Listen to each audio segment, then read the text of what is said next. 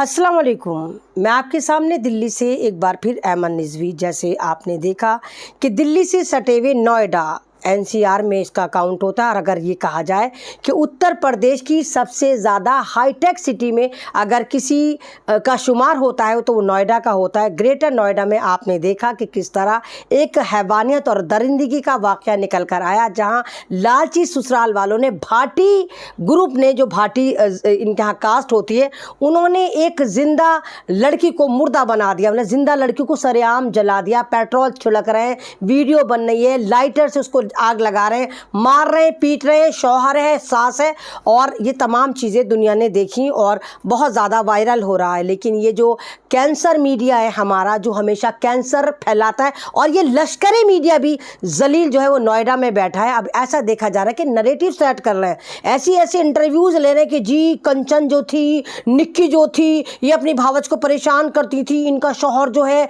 नहीं चाहता था कि इंस्टाग्राम पे रील बनाए, और ऐसे बुड्ढे खव्वे खज्जड़ जिनको गली का कुत्ता नहीं पूछता, वो आके इंटरव्यू दे रहे हैं कि जी ये तो इज्जत का सवाल है, इंस्टाग्राम पे क्यों लड़कियां इनकी नाच रही थी तो ससुराल वालों को बुरा लगता है। मतलब ये वही बुड्ढे खव्वे खज्जड़ है, एक्सपायरी बुड्ढे, जो सबसे ज़्यादा इंस्टाग्राम पे अय्याशियाँ करते होंगे और दूसरों की बेटियों को थिरकता हुआ देखते हैं, अपनी तस्कीन लेते होंगे। ये वही बुड्ढे जो आंखों से बलात्कार करते होंगे, ये सारे वही बुड्ढे जो आज मतलब एक तरह से मैनेज करें। मतलब शर्म तुमको नहीं आती? उस दर्द को महसूस करो जो निक्की ने करा लिया। आप ये देखिए, अगर हम कोई भी किचन में काम करते, एक स्पॉट भी अगर तेल का हमारे हाथ पर आ जाए तो हमें जलन होती है। और मैंने कल भी कहा था वीडियो में कि तमाम तरह की मौतों में बदतरीन मौत होती है जलाकर मारना। आपने उस दर्द को फील करा है कि किस तरह एक तरह का मतलब पूरा आपको जला दिया जाए, आपको इस कदर हैवानियत का शिकार बना दिया जाए कि आप ज़िंदगी से हाथ धो बैठे। और उसका शौहर जो विपिन भाटी अय्याश है, लड़की बाज है, नशेड़ी गंजेड़ी, जहेज के लिए लगातार परेशान कर रहा था। आप इमेजिन करिए कि जिनको 75 तोले सोना दिया गया हो, जिनको इतनी सारी गाड़ियाँ गिफ्ट करी गई हों, जिनको लगातार पैसे दिए जा रहे हों, जो लगातार उनकी बेटी को परेशान कर रहे हैं, उसके बावजूद भी मैके वालों ने, निक्की के घर वालों ने उसको पार्लर खोल कर दे दिया। लेकिन ये बेवड़ा, ये विपिन भाटी फिर भी नहीं सुधरा, क्योंकि ये अय्याश था, ये लड़कियों के चक्कर में लगा रहता था, रात दिन किसी ना किसी लड़की के पहलू में ये पाया जाता था, और शायद खूबसूरत निक्की से छुटकारा पाना चाहता था।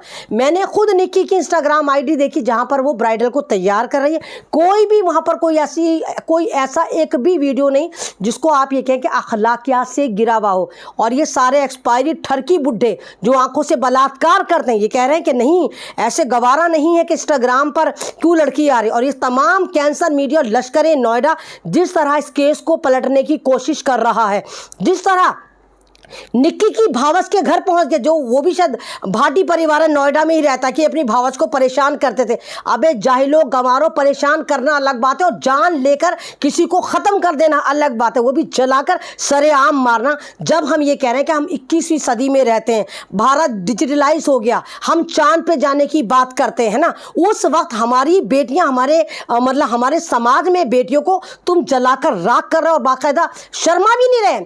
वो जलील नशेड़ी गंजेड़ी विपिन भाटी आराम से लेटा हुआ ऐसे करके लेटा हुआ ऐसे करके, पुलिस ने उसको गोली मारी है तो पुलिस वाले पूछ रहे हैं कि तूने ये करा। उसको कोई पछतावा नहीं है, आराम से अय्याशी का पैकर लेटा हुआ है, क्योंकि उसको पता है कि हिंदुस्तान की जुडिशरी बहुत कमज़ोर है, हिंदुस्तान का पुलिस महकमा टके टके पर बिक जाता है। उसको पता है कि अगर उसके ताल्लुकात कहीं से कहीं तक भी भारतीय जनता पार्टी से निकल कर आते तो ये वही पार्टी है जो बलात्कारियों को संस्कारी बताकर छोड़ देती है, तो मेरा क्या कोई उखाड़ेगा। इसी वजह से वो इतना पावरफुल बन के फिर रहा। जाहिर सी बात है, जब ससुराल से उसने इतना बटोरा है, इतना उसके पास है, तो वो क्यों डरेगा। तो वो आराम से दे रहा है और आराम से बयानबाजी कर रहा है। लेकिन आप खुद सोचिए कि किसी के घर का चिराग बुझा है, और ये हादसा किसी के घर में भी हो सकता है। आज निक्की की बारी थी, कल किसी और की बारी भी हो सकती है।